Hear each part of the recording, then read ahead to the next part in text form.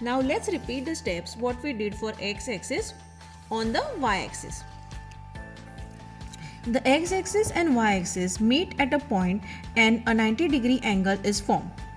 This is called right angle. Any point on the paper can be marked by using two numbers. The first number tells how far the point is on the x-axis and the second number tells how far the point is on y-axis. So let's consider the example of number 2, 3. So first number shows x-axis, so 2, and second number is 3.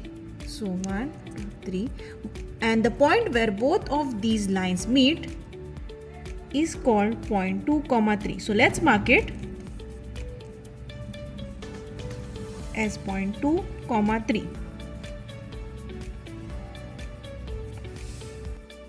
Note down your observations in Student Design Journal.